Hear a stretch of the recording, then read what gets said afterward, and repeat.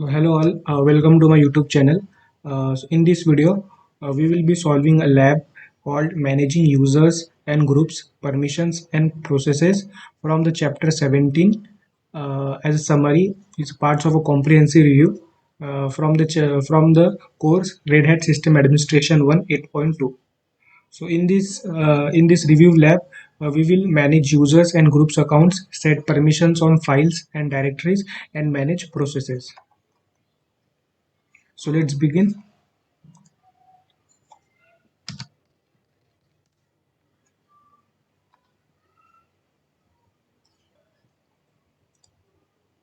Okay, so first of all, we have to SSH into server B as a student user.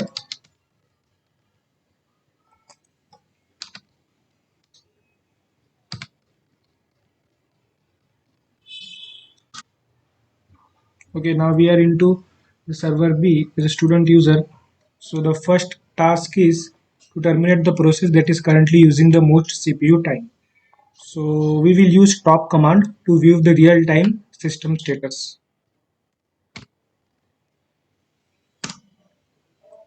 With PID 1136, which is consuming 99.7% of our CPU memory.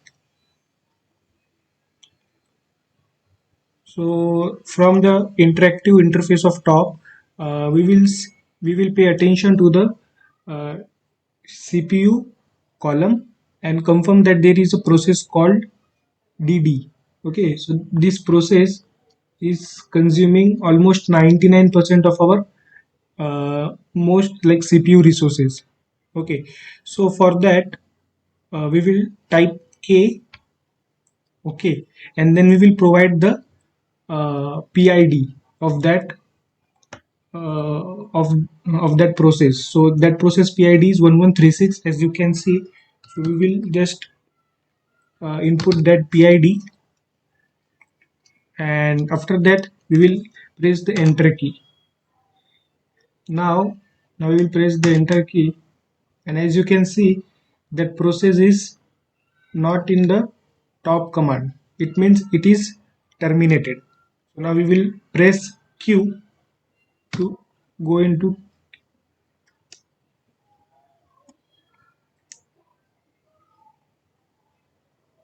Okay, now the top utility is quitted, and we are back to our terminal.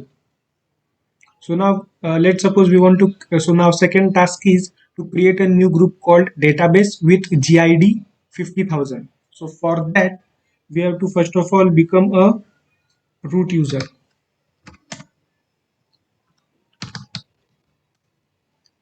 Yes, now we are a root user. uh, so we will use group add command to create a new group with specific GID. For that we will use -G option. So the GID we want is 50,000.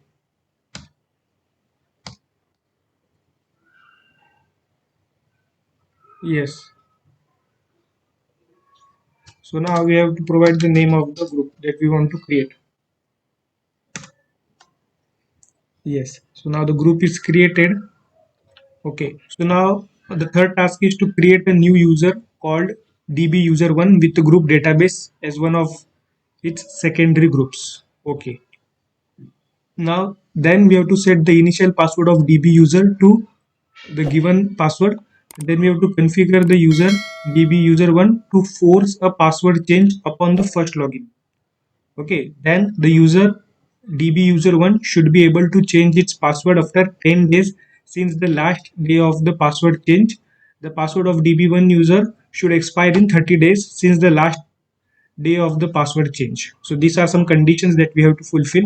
So first of all, we will use the user add command to create a new user called DB user1 that uses the group database as one of its secondary groups. So for that, we will type user add. This is dash capital G option for specifying the group, which is database, and then the username, which is DB user1. Okay, so the DB user1 is created. Now we will use the password command to set the password for DB user1. okay, to the given password. We will use PASSWD, then the username, which is DB user1. Okay, so we will enter the password for DB user1.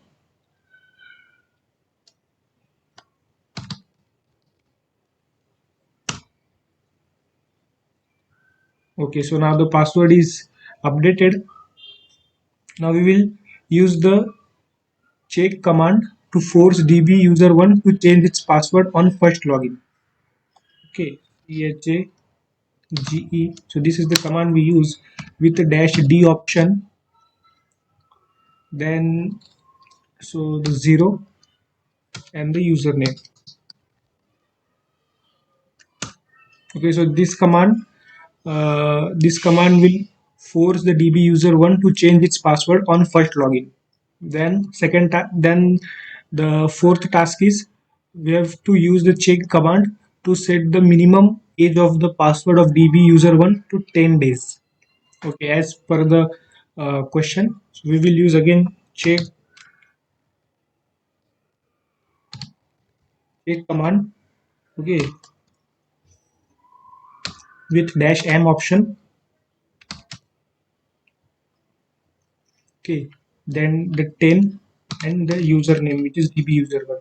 So this command will set the minimum age of the password of DB user1 to 10 days. Okay, now we will use the check command to set the maximum age of the password of DB user to 30 days.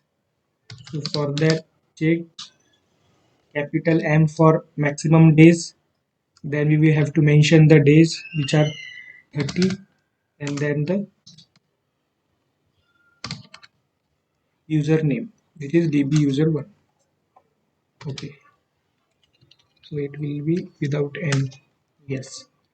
So the fourth task is to create the file as dbuser1 inside sudoers.d directory, which is under etc directory, and to configure the dbuser1 so that the user can use the sudo to run any commands as the super user.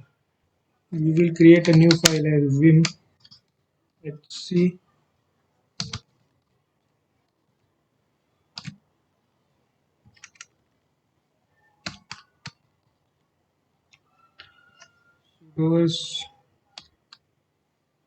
sudoers.d, then the file with the username, which is dbuser1, and then we have to insert this in the file. Okay, we will save the changes. Okay, now we have to configure the user DB user1 to have a default U mask of 007. So for that, we will switch as we will switch as DB user1.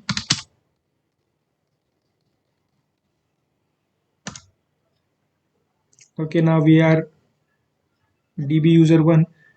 Then we have to append the line umarks 007 to the files slash home slash db user1 slash dot bash underscore profile and to dot bash rc files. So for that we will use echo umask 007.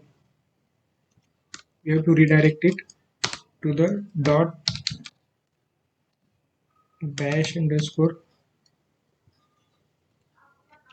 profile, and then same for bash rc. Okay, then we will exit from the db user1.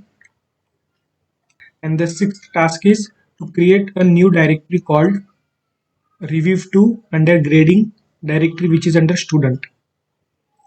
Okay, with the student and database as its owning user and group respectively. Then we have to configure the permissions on that directory so that any new files in it inherits database as its owning group irrespective of the creating user. The permissions on the review2 directory should allow the group members of database and the user student to access the directory and create contents in it. And all others users should have read and execute permissions on that directory.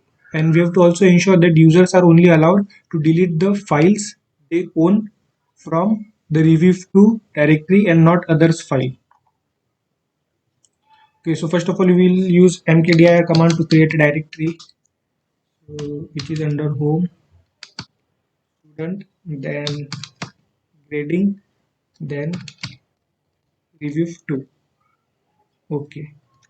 Now we will use chown command to set student and database as its owning user and group respectively. We will use chown.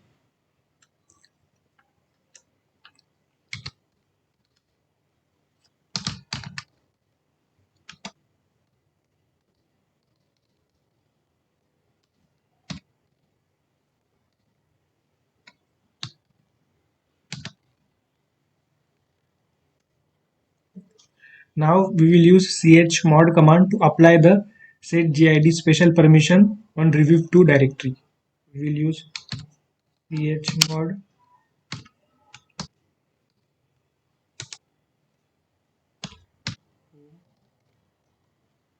student grading review2.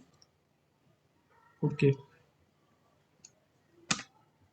Then we will use chmod command to apply the permission mode 775 on review2 directory. Chmod 775. So the user will have all the permission, which is student, read write execute. The group will have all the permissions, read write execute, which is database group, and others will have read and execute permission. Okay.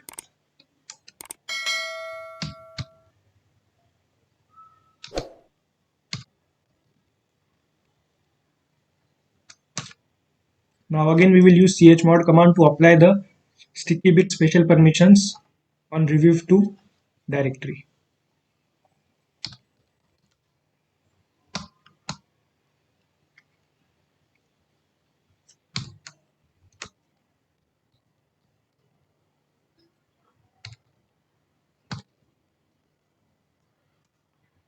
Now we will exit as a root user back to the student user.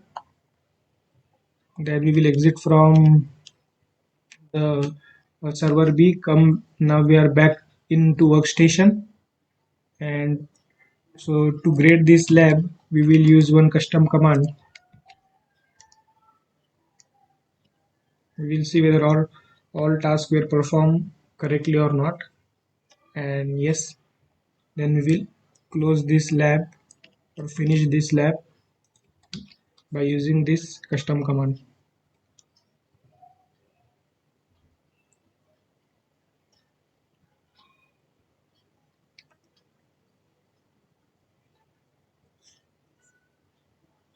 Yeah, so that's it from my side. If you like this video, please consider hitting on that like button and subscribing my channel. Thanks for watching.